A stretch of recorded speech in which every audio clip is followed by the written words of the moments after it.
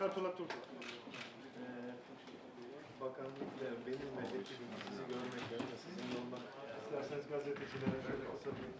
მქონდა საუბარი ზოგადად დარგში არსებულ სიტუაციაზე, ამ ორ ქვეყანას შორის თანამშრომლობაზე, ასევე საომავლო პროექტებზე ვისაუბროთ და კონკრეტულად მდინარე მტკვარზე, ორი ქვეყნის ერთობლივ პროექტზე, რომლის განხორციელება არის შესაძლებელი.